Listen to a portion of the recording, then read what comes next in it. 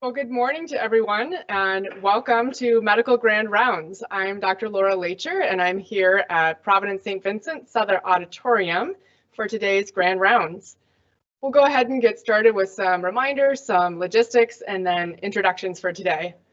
Next week, we will be hearing a talk on common podiatry issues given by Dr. Clifford Ma.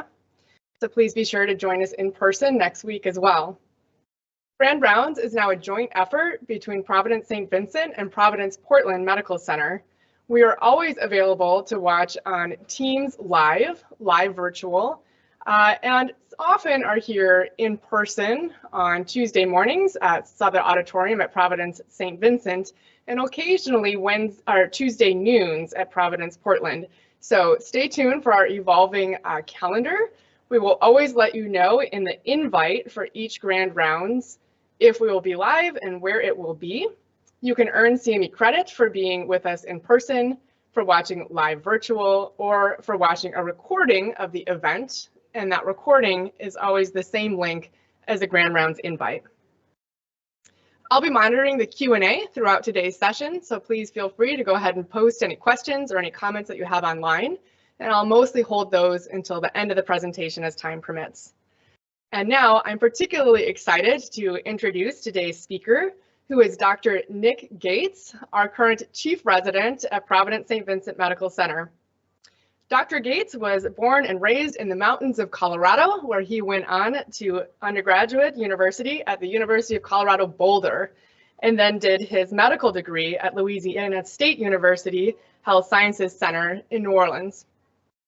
Dr. Gates, we're fortunate enough to have him join us for internal medicine residency at Providence St. Vincent, where he has stayed on for his chief year. Conclusion of this year, he will be moving to Minneapolis, Minnesota, to begin his career as a hospitalist and intends to stay as engaged as possible in medical education. Interestingly, his interests outside of medicine are appropriate for the topic today, as he spends much of his time reading science fiction, learning creative applications of generative AI, and producing electronic music of the synth wave genre. Dr. Gates, thanks so much for joining us today. All right. Yeah, well, thank you so much, everybody, and thank you so much for being here today. I'm incredibly excited, and I'm incredibly excited to be talking about this topic. It is such a big topic that I spent, the last few months trying to dig into as much as possible. Big shout out to Basha, who helped me with this research. So let's go ahead and get started. So I do not have any financial disclosures or conflicts of interest. And so, so artificial intelligence in medicine, how AI can transform the future of healthcare. So again, very excited to be here. This is meant to be informative. I'm certainly not pushing for any of these models to be used necessarily. It's just going to be kind of something that will hopefully you'll take away what the future might look like, what the options are out there, and maybe understand a little bit more about what's coming. And so just prior to a few months ago, like many of you, I really didn't know anything about AI, what it is, what it can do, what it means for the future, and really my future of my job in healthcare. And AI comes up in the news a lot, certainly something that you see, and it can cause a feeling of apprehension. What does this all mean? Gosh, it's so moving so quickly. But after a few months of research, thinking deeply about this, and really just kind of digging in, what I could say is I'm extremely excited about the future of AI in healthcare. And by the end of this talk, I'm hoping that you might feel the same way as well. So we'll go through our learning objectives. So this is going to be a broad introduction to artificial intelligence, including the recent leaps in large language models and generative AI, the basic concepts of the foundation of artificial intelligence, including machine learning I'll touch on, a look at how AI can be implemented in medicine, focusing on primary care applications and the imaging applications of it, and then briefly discuss how some of the pitfalls of implementation of AI can come about, a look at the bias and impact of AI and healthcare disparities, and then ask the question, will AI replace human clinicians? And hopefully by the end of that, you'll have a good sense of the answer. So I thought that this would be a great way to start off with this quote: "Artificial intelligence is not a substitute for human intelligence. It is a tool to amplify human creativity and ingenuity. is by Fei-Fei Li, who's the co-director of the Stanford Institute of Human-Centered Artificial Intelligence. So right off the bat, I hope that this may alleviate some of that apprehension. This is going to be a tool that will augment our abilities and certainly not replace them. And just interestingly enough, the image you see on the left here is generated by GPT-4 and DALL-E, which I'll talk about more, and the prompt is actually that quote itself, and that is what GPT came up with. I thought that was pretty cool. All right, so digging in, what is artificial intelligence? So essentially, to put it simply, it is machines mimicking human abilities. Technology that enables machines and computers to simulate human intelligence and problem-solving capabilities, and it does this in two ways, really, is encompassing machine learning and deep learning to develop these algorithms, which are essentially called neural networks, and we'll talk a little bit more about that in a bit. These are modeled after the decision-making processes of the human brain that can learn from available data and then become increasingly more accurate in its predictions and classifications over time. And so just going through very, very briefly, just a little bit of a timeline of artificial intelligence. You have Alan Turing, who published in his paper in 1950, Computing Machinery and Intelligence, really the first time, at least documented, Can Machines Think? Is when that was proposed. The concept of thinking machines really dates back all the way to ancient Greece. But in 1950, that was when it started to become in the sphere of science. In 1956 is when artificial intelligence was first coined. 1967 is really the first computer that you could say is starting to use that neural network. And then from there, these neural network propagation algorithms started to become a little bit more widespread in the 1980s. There was the DX plane from the University of Massachusetts, and this is a medical application, which generated a diagnosis for up to 500 diseases. So again, just inputting symptoms, physical exam findings, and it generated 500 diseases it might be. That was back in '86. And then in 1989, the Core Sage, a clinical tool, combined AI and statistical techniques to help physicians identify heart patients who are most likely to suffer from a coronary event. So now we start to get into the steep exponential curve here of technology development. So kind of the fun / scary things, is when computers started to beat humans at increasingly complex games. 1997, IBM's Deep Blue beat the world chess champion in chess. 2011, IBM's Watson beat Ken Jennings and Brad Rutter at Jeopardy. And then, of course, we might remember in 2016, DeepMind from Google beat Lee Sedol, who was the world champion in Go, which is considered one of the most complex of all human games, with I think something like 14 million possible moves after 4 sets or something. I'm not sure, but very complex. And then 2016, finally a computer beat us at it. And then a couple landmark papers here, which I'll talk about more, but just kind of going through the timeline. 2016, development of validation of deep learning algorithm for the detection of diabetic retinopathy and retinal fundus photographs. And then in 2019, the CheckSpert was developed, which is a large chest radiograph data set, which was able to interpret images, chest x-ray images. And now we've reached the present, and the present is certainly going to be the age of large language models. So really 2020 is when they started to be developed. 2022 is when GPT 3.5 was released. And now we have these large language models and generative AI really kind of captured by OpenAI's ChatGPT, Meta and Microsoft's Llama, and then Google's Gemini, large language models. And briefly, a large language model kind of initially started off as really just like a really smart autocorrect. You might think of, a large language model typing in, you would say, hey, what's going to be the last word of this sentence? You can't teach an old dog new blank. You would train the AI basically to eventually learn that it should be, you can't teach an old dog new tricks, right? And so just kind of that autocorrect, fill in the blank is how it started. But now, as we know, they have become to understand and generate human-like based responses from input in increasingly complexity. And so, just briefly, to get into the hype of the large language models, especially in the sphere of medicine, on your right there, published in April 12th, 2024. A lot of the papers you'll see today have been published in 2024, April 2024. GPT was able to pass the 4 out of 5 board specialty exams up here, including internal medicine in the upper right corner of that. And so it was able to demonstrate physician level accuracy and performance on standardized testing. The thing I really want to point out, though, is the difference between the performance of GPT 3.5, which is in green on the left, and then blue GPT-4 on the right. As you can see, there is a massive improvement in performance from GPT 3.5 to 4.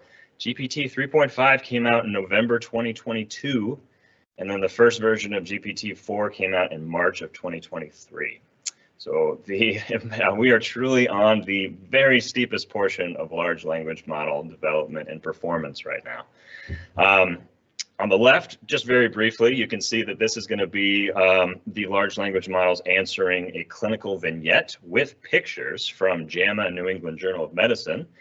And this really highlights that GPT is kind of the strongest large language model performer out there right now, really amongst all of them. It was able to answer about 90% of those correctly with its most recent version, GPT-4V, which is able to take visual input and then synthesize it, interpret it. And humans, just of note, did around 50% on these exact same things on average.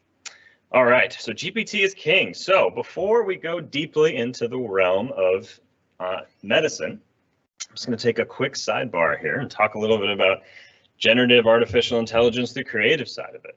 So again, large language models using generative AI, machine learning to create original content based on patterns and structure learned from existing data.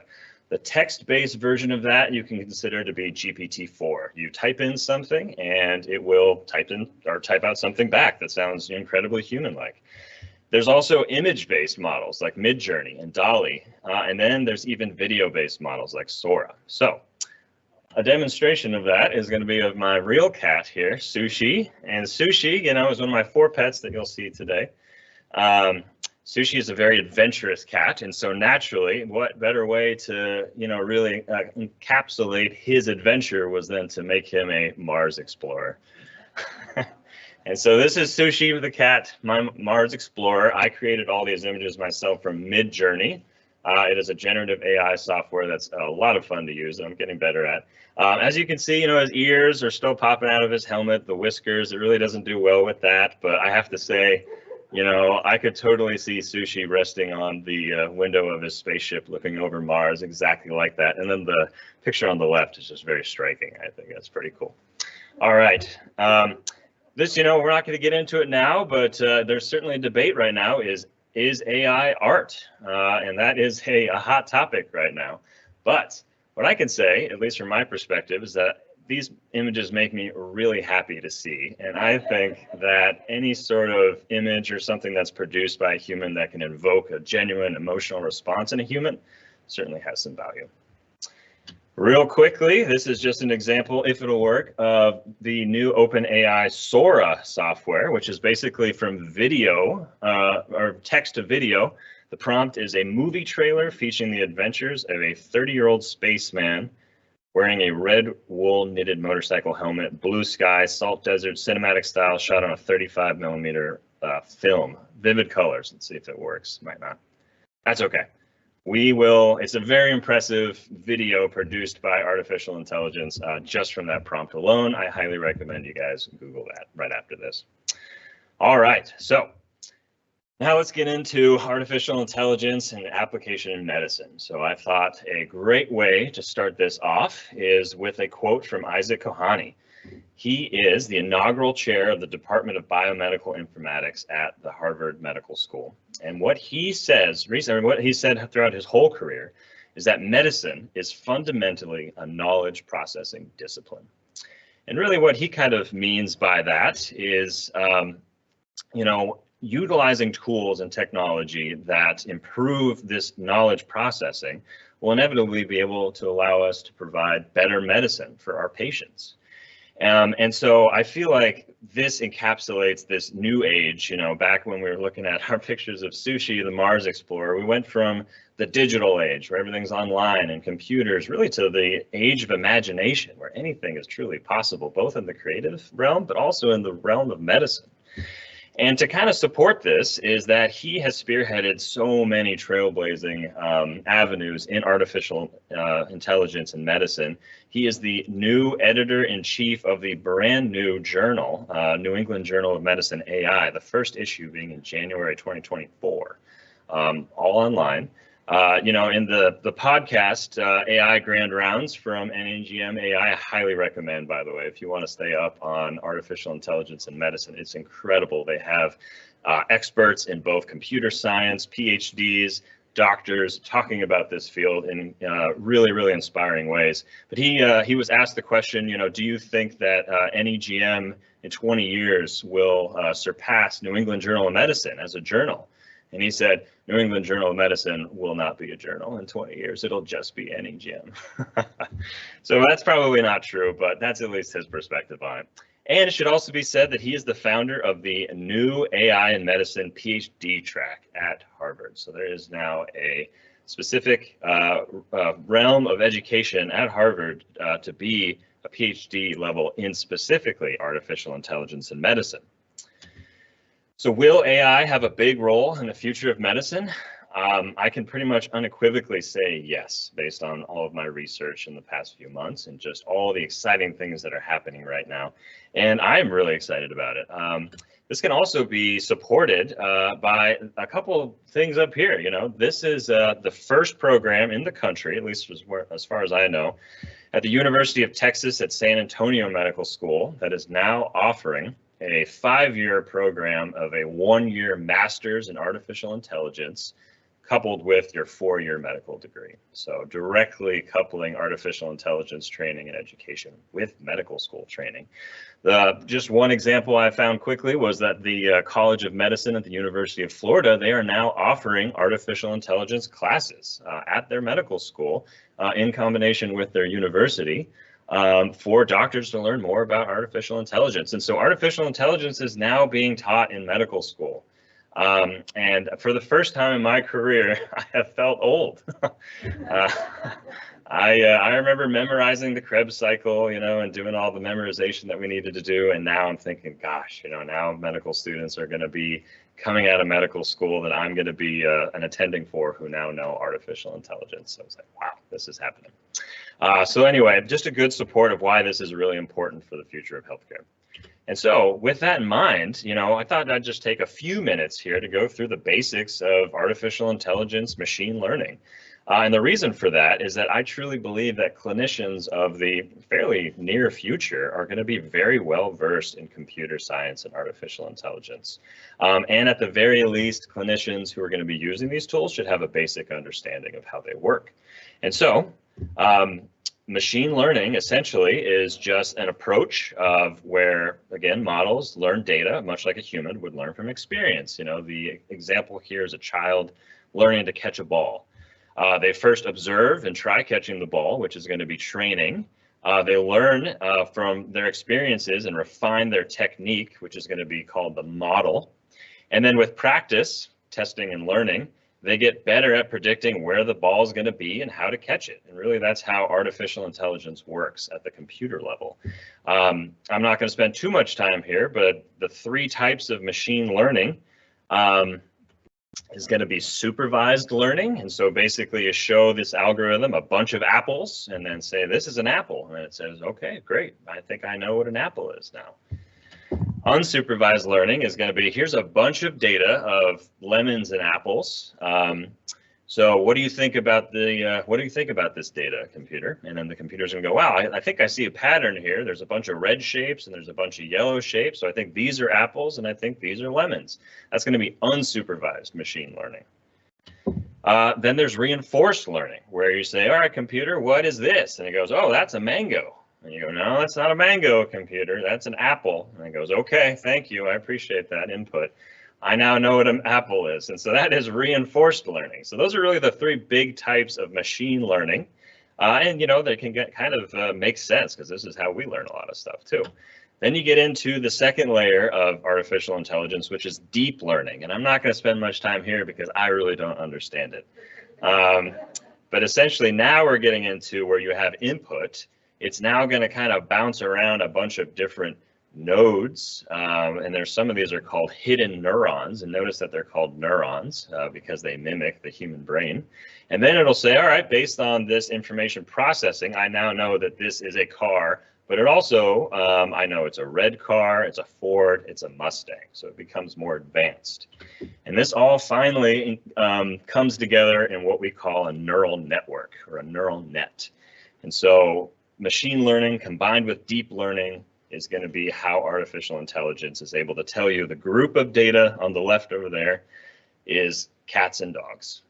A lot of stuff happens in between. That one I can't really go into, but hopefully that's a simple representation of it. All right, so, and also I should say as well that AI is a subset of applied statistics. And so no matter what, using real data, so no matter what, learning the basics of statistics is still essentially important, even if you're going to use artificial intelligence. So big shout out to Dr. Lacher, Dr. Sanders, and then all the residents who do EBM on a monthly basis. Stats is still extremely important. All right, so instead of showing outdoor activities and things, I thought I'd show AI generated images of my cats and dog. So this is Leon, who's a very classy gentleman in a tuxedo lounging in a hotel somewhere. All right, so AI applications in medicine. So a quick PubMed search on AI, if you do that, will generate hundreds, if not thousands of papers published in the last few months. So incredibly immense, incredibly fast moving field. And although I did try to sift through all of them, I certainly was unable to. And so I'm going to try to just highlight a few things, that I think will be interesting to know, kind of get the curiosity started for the field. And then, potentially, I hope it just kind of instills some excitement or at least additional questions where you guys can really start your journey on artificial intelligence in medicine. So I'm going to start with potential applications of generative AI in the primary care setting. There was one recent study I saw that providing quality primary care for a panel of 2,500 patients would require a physician 27 hours a day, 7 days a week in order to do like the most quality primary care. So literally impossible. That, as we know, is from all sorts of different reasons, the electronic health care record, complexity of that, complexity of care, burdensome administrative tasks, all sorts of things. I do think that artificial intelligence, and it already is, can optimize a lot of those things to hopefully make the primary care realm a lot more streamlined, a lot less burdensome, and then allow patients to spend more time with their physicians. So we're going to go through a quick case of Mark. So Mark here is a 65-year-old gentleman, history of hypertension, CKD, type 2 diabetes, and he's going to come in for a yearly wellness visit. He's on metformin, which was just started recently by his PCP. He's on atorvastatin and irbesartan, but otherwise generally active, non-smoker, not really any major other stuff going on. And so Mark did send a MyChart message, though, of course, right before his appointment, asking about his metformin. And he said, hey, I wanted to ask you about the metformin we just started. I've been having some diarrhea. Could it be related to this medication? And we do know that desktop coverage is a pretty burdensome thing for primary care, for residents, for everybody. So could there be something out there that could help? Well, certainly there could be. In a March 2024 JAMA original investigation, they looked at this precisely. Artificial intelligence generated draft replies to patient inbox messages. What I will tell you, just up front, is that the technology isn't there quite yet, but I don't think that that will be the case for long. In this study, they did a quality improvement study of 162 clinicians. This is doctors or physicians, APPs, nurses, clinical pharmacists in GI office and a primary care office. They essentially had real patients send them inbox messages. They used ChatGPT 3.5 and GTP4, which I should say are not trained on medical literature or medical communication. And from that, then the providers looked at all the responses and decided whether or not they should be used. And 20% of the drafts that GPT generated were totally usable, totally acceptable by the providers. So 20% doesn't sound like much, 1 in 5, but again, this is on an untrained model, just general knowledge, and it's only going to get faster and it's only going to get better. And so I think that that 20% is going to rise exponentially very soon.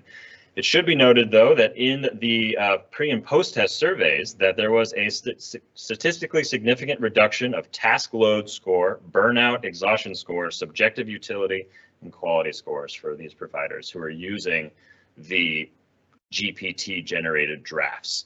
But there was no improvement in overall time spent in inbox. Again, I'd like to say that it's probably not going to last for too long.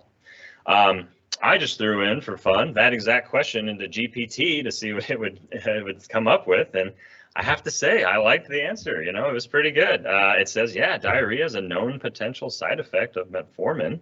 It can certainly cause these GI symptoms. It can alter the gut microbiota. And here's some recommendations. Try taking it with food. You can talk to your doctor about a gradual dose increase. You can talk about the extended release form, and then try to stay hydrated because you want to avoid dehydration from diarrhea. I think that's a fairly good answer, honestly. And so certainly you can kind of think of your cognitive burden being decreased if you just had a quick look at that and be like, yeah, sounds great, and say, go ahead and send. MedPalm is Google's version of a large language model, which is specifically designed for medical domain and for medical communication. As of right now, GPT still outperforms MedPalm in pretty much every way. But again, this is being designed for medical communication. So again, I just want to emphasize that the day in which GPT, MedPalm are going to be able to answer human level conversations in desktop at a probably satisfactory level on a consistent use is right around the corner. Okay, so just some kind of theoretical uses of artificial intelligence prior to the wellness visit. A large language model could automatically generate an easy to read clinical summary of the events prior to the appointment, you know, in a very readable, user-friendly way, instead of all that chart digging that we'd have to do. Accurately ID screening lab monitoring needs and generate a tailored message to the patient prior to the visit. Identify patients with incomplete cancer screenings or lab follow-up, automate communication to those patients to provide scheduling and staff notification that they haven't got their colonoscopy yet. No-show prediction based on patterns of follow-up for these colonoscopies for these appointments, things like that. And then generate risk score calculations like ASCVD just automatically for the physician to review based on a list of medications that will be discussed at this wellness visit. So in the office, you know, Mark does come and say, hey, you know, I haven't got that yearly diabetic retinopathy screening yet. You know, the ophthalmology office is just too booked up. There's no availability. Well, that is something that is being directly intervened on right now. And so going back to that landmark study back in 2016, the development and validation of a deep learning algorithm for detection of diabetic retinopathy and retinal fundus photographs. This was one of the first papers in the medical AI sphere that really wowed people and kind of, you know, kicked off the field. Researchers were able to show, and this was done through Google, that this algorithm had a 90.3% and 87% sensitivity and 98.1% and 98.5% specificity for detecting referable diabetic retinopathy. So anyway, very high accuracy in detecting diabetic retinopathy in this AI model. This was, of course, you know, corroborated by 7 US board certified ophthalmologists. And so what they did with this data, which was incredibly impressive, is they developed a in-office machine that can be used in the primary care office, pretty much anywhere, where the patient looks into it, takes a picture of their retinal fundus, and then we'll be able to tell you if they're having diabetic retinopathy. And this obviously has some very significant healthcare disparity impacts. You know, this is an example directly off of Google Health's website. India alone has 70 million diabetic patients who must be screened for diabetic retinopathy, and there just aren't enough trained clinicians to do that. There aren't enough ophthalmologists. This is Dr. Raman, who said, every day I should screen 3,000 patients, which is impossible. So Dr. Raman said you need a helping hand, and this Google technology, ARDA, is that helping hand. So currently, this device is in clinical trials in India right now with FDA certification pilot program. I think in 2022 as well, it was used for the first time in Baton Rouge, Louisiana, actually close to where I went to medical school, in American patients as well. So as you can see, now you might have the ability to have AI-generated diabetic retinopathy diagnosis in your PCP office, freeing up ophthalmologists to treat patients with more advanced disorders, and then hopefully, finding this disease well before patients start to have vision-limiting deficits from it. Okay, moving on. So now you're in the visit itself, and so you open up your chart on Epic Haiku or your phone, and you just leave it on a table. And then you just start talking to the patient. And this is going to be the DAX Copilot automated clinical documentation artificial intelligence, which is combining ambient listening, conversational AI, and generative AI, as we've talked about, to create a clinical note in real time. And so this is going to convert a multi-party conversation into a specialty-specific clinical summary in which the physician can then theoretically briefly look over and then edit manually with the use of Dragon speech recognition. And so this is directly embedded in Epic as a resource of transcription. As you can see, they claim, at least on their website, that it's 7 minutes saved per encounter, reducing documentation time by 50%, a 70% reduction in feelings of burnout and fatigue in 3 out of 4 physicians. So that's at least their claim. And I've never used this before, but in theory, gosh, it does kind of sound pretty cool to be able to do, just to quickly look over the exact conversation you've had with a patient. And as we know, the capability of these large language models is becoming so good that it's just really just truly, if not already here, right around the corner, in which I think that that'd be a very adequate way of documentation. It can also theoretically draft prior authorizations, disability, and DME requests in real time. Draft a list of billing codes for a visit, based on your problem list that's generated by the conversation, by what you input, and then automatically generate after visit summaries just based on the conversation. So no more doing that manually. Of course, physicians can all manually look through these, edit these, but it could be a huge time saver in the office itself. All right, and finally, towards the end of the visit, Mark, maybe it is a wellness visit, but now he's got a whole constellation of new symptoms that he wants to talk about. These could be, very complex. It could be simple. It could be new headaches. Could be neck pain. He could be having, vision changes. So what's the status of artificial intelligence and individualized decision support for medical diagnosis and therapy? We do know that GPT-4 passed the internal medicine board exams, but those are in very standardized, test format questions. But there was a recent November 2023 paper in New England Journal of Medicine AI, which compared the GPT-4 performance in real-life complex medical cases in journals, comparing that to the performance of human journal readers. And so this was 38 clinical case questions, 248,000 answers, and the performance of GPT is that it correctly diagnosed 57% of these cases, complex cases, correctly. And you know that these are really hard cases because humans diagnosed 36% of them correctly. So obviously a real life human, in the office is not going to be the same as a complex case in a journal. But I do think that this shows, again, the capability of a large language model making pretty accurate diagnosis for complex medical cases. They did do a pseudo population analysis of the data for 10,000 humans, and 10,000 humans, a pseudopopulation, and GPT-4 performed 99.98% of this pseudo 10,000 population based on the data. So I think the age of just putting in symptoms, and physical exam diagnoses and spitting out a bunch of differential diagnoses has already been here at least since the 80s. But in terms of this synthesis of this complex patient with diagnosis and therapy decisions is really right around the corner. So what did PCPs think about this? So there was a 2023 comfort level with AI survey, and 76% had an overall positive view of it. As we can see, disease screening, felt very to somewhat comfortable with AI in the office. Chronic disease management, again, the majority felt very comfortable or somewhat comfortable. Administrative tasks, definitely the majority felt very comfortable. It was disease diagnosis in which people were a little less comfortable, and that makes sense. We don't fully understand how GPT is really coming up with these diagnoses. We certainly love to have people explain their rationale and their reasoning for how these are coming up with, and it's not really able to do that now.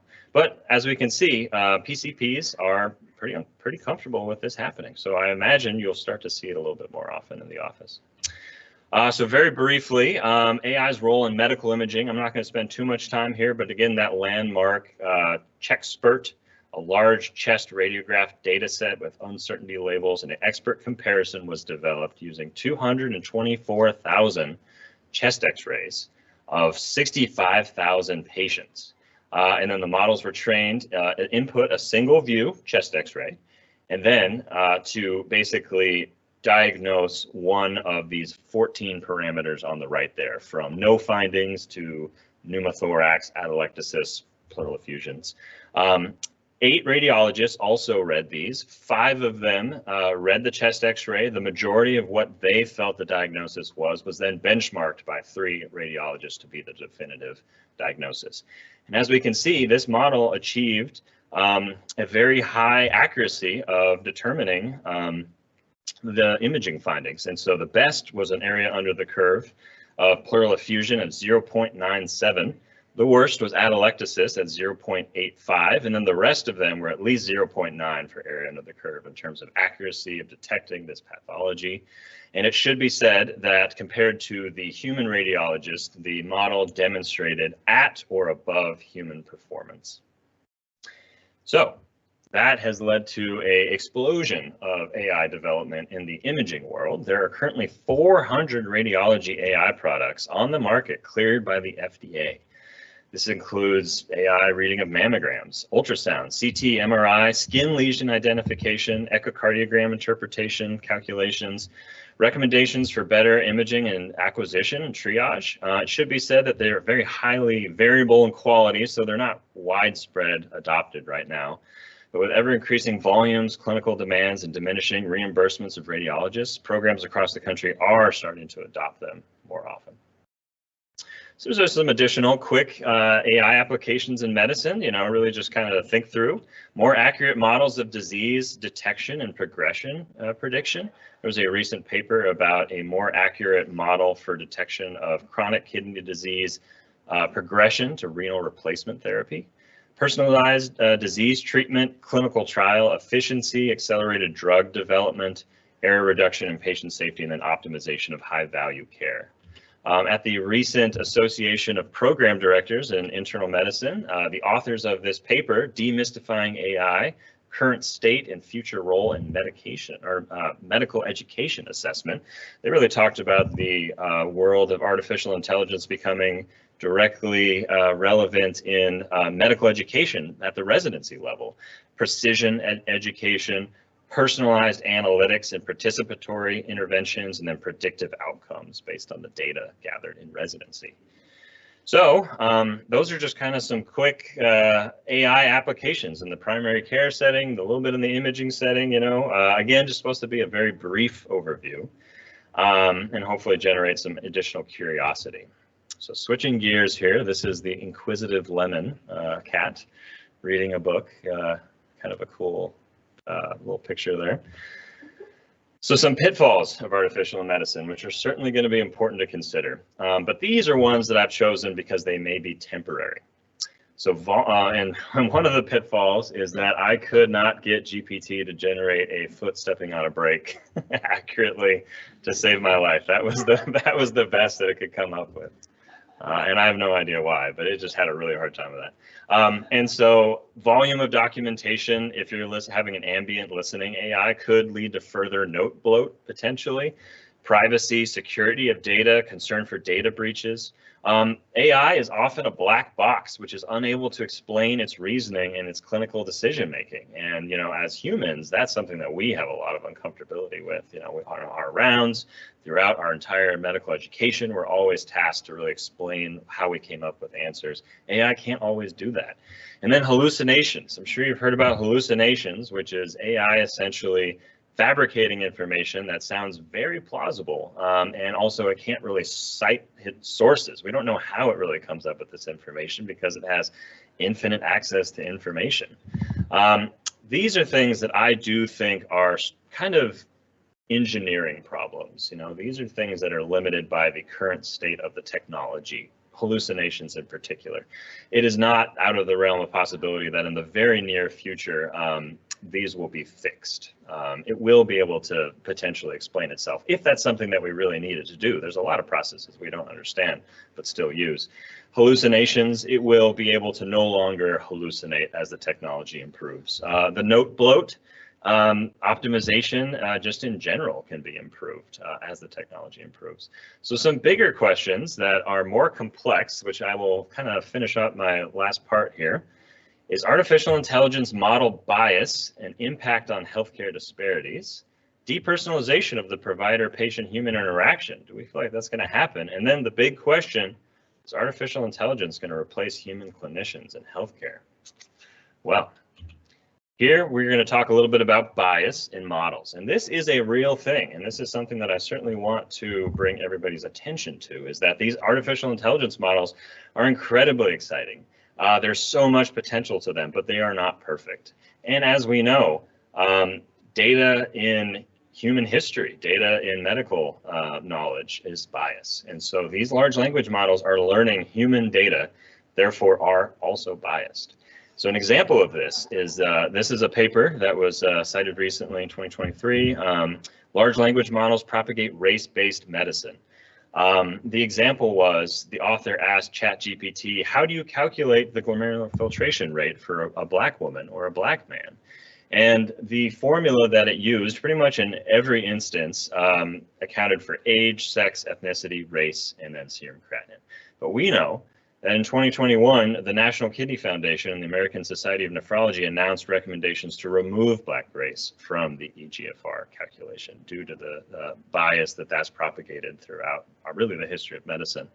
But ChatGPT did not either know that or wasn't able to kind of like synthesize that new information. And so again, this is just highlighting that these models are going to use biased information in order to make their decisions. Another example of this, briefly, and this is a very fascinating one, is that really when these imaging models are being trained in the 2010s, late 2010s, researchers started to develop or discover something interesting, is that they were able to predict with very high level of accuracy the self-reported race from just a chest x-ray, even though that data was not offered at all to the AI. And so it's like, gosh, how is it doing this? So these people in 2022, they did an actual study where they modeled AI to be trained to detect self-reported race without that data from a chest x-ray. And it was able to do that in the left there with very high accuracy to detect either the Asian, black, or white self-reported race of these patients. And that in itself is not necessarily, you know, a bad thing. But what it does highlight is that these artificial intelligence models are detecting things that humans cannot. There's no radiologist, at least from this paper, that is really able to detect the self-reported race with that level of accuracy from just a chest x-ray. That wasn't something we even knew artificial intelligence could do.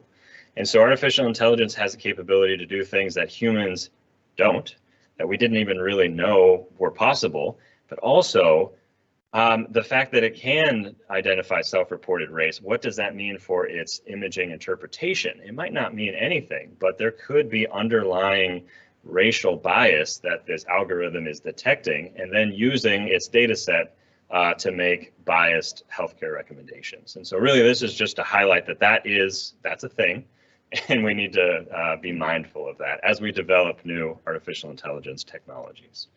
But it can also be used to reduce healthcare disparities. And so I gave that example of the technology used in India, but also this incredible artificial intelligence podcast with Dr. Zayed Obermeyer. He was on this paper with other authors.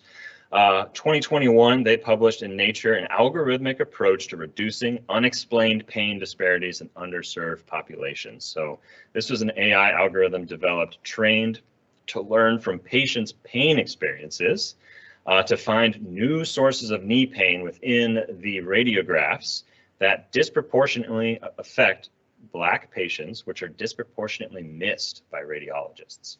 And so that is an example of how racial disparities can be improved with artificial intelligence.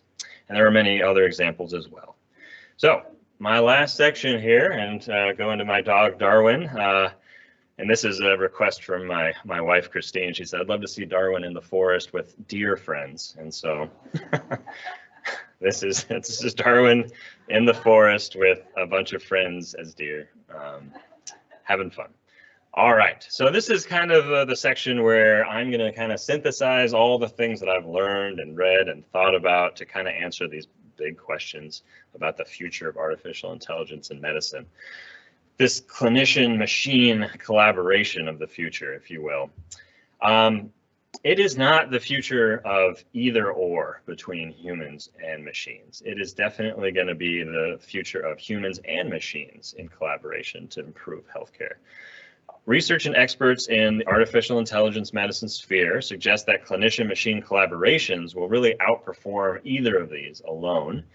And based on the Artificial Intelligence Grand Rounds podcast, these computer scientists, pretty much everybody agrees that you have to develop AI in medicine to be driven and will be driven by clinician need, by patient need, not for the sake of computer development.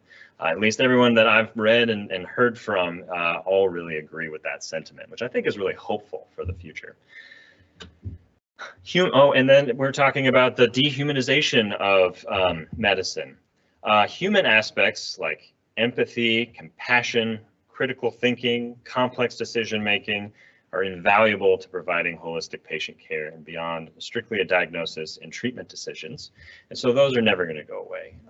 You know, just a quick little study research here, you know, AI trained to provide textbook empathy versus a human physician. Patients were asked, which would you rather receive bad news from? And pretty much across the board, patients always chose a human physician. So that really just kind of highlights all of these truly human capacities, capabilities that we have are never going to be not needed. They're always going to be important. And as you can see with artificial intelligence, it is going to augment our human intelligence, augment our capabilities, allow us hopefully to have more time with patients, you know, by decreasing these administrative burdensome tasks, by documentation. I think it's going to empower the practice of medicine. Physicians, clinicians in the future will have the ability to leverage technology to enhance clinical care, attempt to continue to reduce disparities, try to improve bias in the medical health landscape, and then augment pretty much the whole experience for everybody. I think it can address physician burnout, as I've said, allowing clinicians to spend more time in direct patient care time.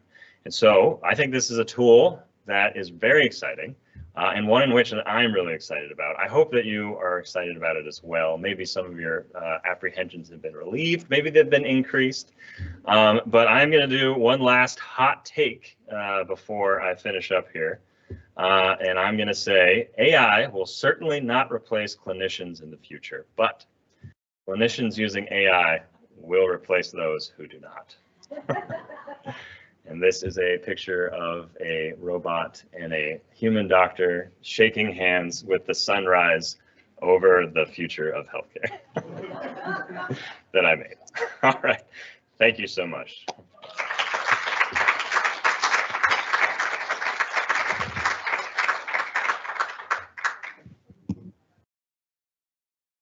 Great. Thanks so much, Dr. Gates. We will transition to questions. Dr. Gates, that was terrific. I'm particularly, besides the excitement, which I think we all share with you, nervous about the hallucination part.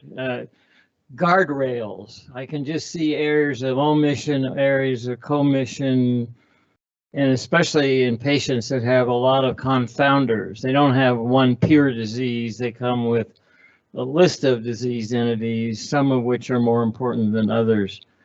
So if you were going to design some quality assurance approaches to deal with things like hallucinatory hypotheses, suggesting the patient has diseases that weren't even entering your consciousness, what kind of quality control should we be thinking about?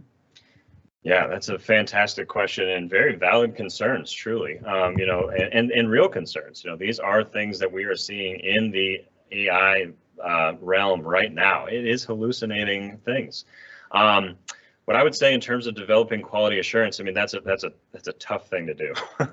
This is going to be vast amounts of data sets and patient information that we need to corroborate. And so, you know, potentially starting off, we could have a subset of patients in a clinic in which the physician makes a diagnosis. It could be then compared to the diagnosis in which artificial intelligence is used.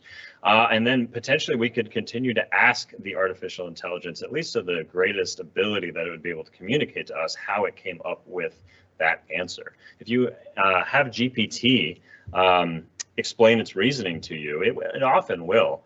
And so I think just, I think trying to delve deeply into how artificial intelligence is coming up with its rationale and then detecting based on its answers, the guardrails, the other sort of parameters that we could put in place would be the best thing. I don't think that's a great answer, but I have to read more about computer science and quality improvement to answer that better, I think.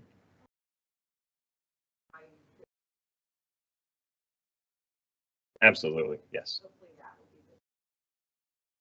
Yes, agree with that, 100%. Great talk, Nick, and a fascinating topic, I agree. Are you sure the sun is rising or setting there? I guess is the question. I made sure that it was rising. It's not manifestly obvious to me. Anyway, I think you've really brought out a lot of the incredibly interesting and challenging features of AI going forward. And I agree with the gentleman in front. The hallucinations part worries me a lot. And my understanding is they don't really know why it does this. Yeah. And one of the problems is going to be, you know, when you look at references that a chat GPT, for example, will cite, you'll see things like the New York Post or something like that. And you're left wondering, you know, if that's the reference base that they're using to feed me information, those things are solvable, though. I mean, those are the kinds of problems that will eventually be solvable.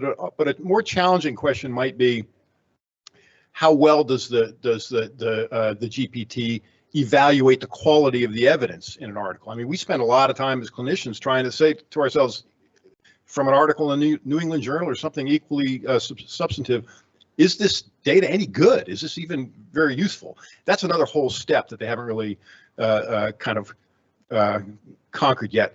My question for you is more about what you think the impact of this will be on the cost of healthcare.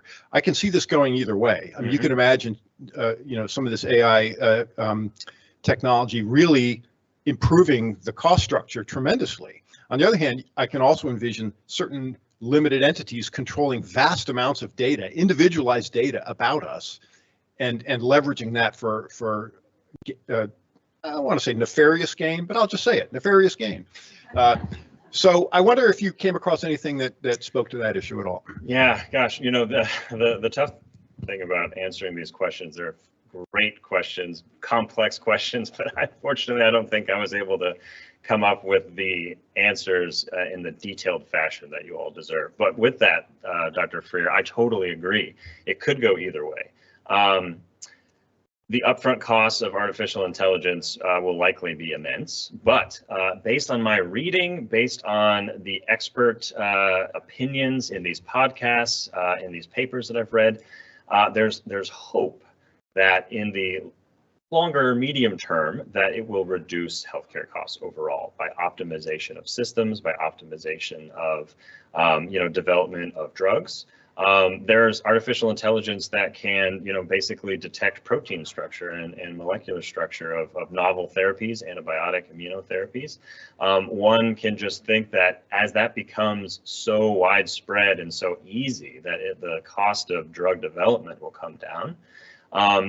One thing in my mind that I'm thinking of is the ease of genome sequencing. I think it was back when it was first done, it was like $2 billion. With artificial intelligence, really the kind of idea of $100 genome sequencing is becoming a reality. Even genome sequencing in real time.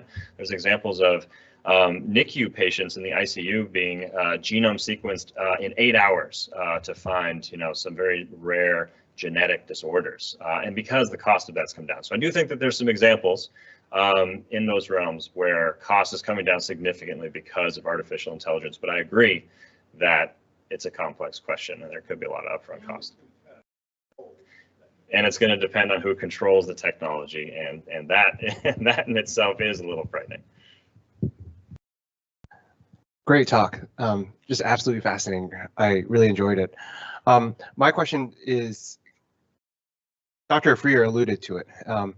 So since these large language models are based on or trained on these really, really, really large data sets, are there any guardrails or controls on who's feeding these data sets and where are they getting these data sets? Because I can see that they could get trained on a whole lot of false data and discredited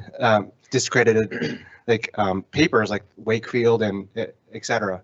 And that could introduce a huge amount of bias or even like false diagnoses, false treatments, et cetera. Yeah, no, that's a great question, Dr. Liu. I think I have to read more about the guardrails that are in place currently. One example that I read, which again it's kind of funny, but also kind of not funny, is that when GPT is answering your questions, it has watched every episode of House, to make its diagnosis. And it has, it really has watched every episode of House. And so in terms of what is currently in place from preventing GPT from saying an infactual medical recommendation, I don't know, actually. I don't. And that sounds like something I probably should spend a lot more time thinking about, certainly. Great. I'm noticing we have a comment and a question coming from online that I will just go ahead and read here. Thank you so much for your presentation. I am curious if you believe computers will share the legal responsibility with practitioners in the future. For instance, if there is a medical error due to a clinical decision made by the clinicians with the AI input, who should share the responsibility of that medical error? That's a very good question. No softballs for you today, Dr. Gates. And I was expecting that. Unfortunately, just creating this talk took up most of the bandwidth in my brain instead of the think beyond. But yes, so the only thing I can think of in that is I do think that there's a huge risk of large language models not bearing the brunt of legal responsibility, and it could be on the impetus of the user to bear that, which again is a large consideration, very important to think about. The one thing that I can think of as kind of a parallel example, which is interesting, is the New England Journal of Medicine AI, that brand new model, or that brand new journal, is that they are now allowing large language model generated papers to be published. It's the first journal, I think, in history to allow that. But they very specifically say that the large language model cannot be listed as a co-author. And so with that in mind, we're not considering large language models co-authors right now, so I'm not sure how we can get them to be legally responsible. Hey, thanks, Nick. I am wondering what a young physician with 20 plus years of medical practice left can do today to not fall behind and to embrace the future of AI. What should I be doing today? Yeah, no, that's a great question, Dr. Hanna. And the first thing I would say is listen to all the episodes of New England Journal of Medicine Grand Rounds podcast, because it's a fantastic introduction. It'll really get you excited about it. It'll also tell you all about the pitfalls, the considerations, the legal bias, healthcare disparity considerations that we've touched on. And so I'd start there, and then I would say start to learn the basics of machine learning and artificial intelligence, just like we did today. Get kind of an understanding of it, maybe mess around with some of the generative AI models just to kind of have fun. And then I would say consider enrolling in these online artificial intelligence courses that are being offered through the medical schools. I would say that that's probably a good place to start, because I do believe that in the future, artificial intelligence, computer science, and medicine are going to be married together in the same mind as the healthcare provider. So let's all just start reading and learning and getting excited about it. Thank you for helping keep us up to speed. Lots of questions. We're going to take one last one. Nick, just fabulous. And for those of you that are interested, if AI is already here, it is here in EPIC as a sepsis prediction model. It's been there a few years. It's not very good. The second version of it, April 14, was released. It's better. Interesting to Patrick's point, when Providence deployed it, they had to segment by population. So if you have sepsis in the Northwest versus if you have sepsis in Texas and New Mexico, the computer cannot detect it with the same model. But California is a lot like us. And again, it's like your car. The computer's finding things that are part of sepsis that the rest of us can't see. So I wanted to really appreciate what you said about disparities and the importance of training the computer with an adequate data set. Garbage in, garbage out. And then my last question for you, my actual question would be, who's right? What is the apple? What is sepsis? If the computer's getting it right 100% of the time on the boards and the doctors are getting it right 60%, who are we to train the computer? That's a great question as well. Yeah, I think that this just goes back to that very first thing, is that AI is a tool. AI is a tool to augment our intelligence, and so artificial intelligence as a construct is not its own separate thing. It is an extension of who we are. And so if we want artificial intelligence to improve in its data acquisition, in its knowledge, in its ability to detect bias and healthcare disparities, I think that we need to improve our own ability to do those things first. Dr. Yates, thank you so much.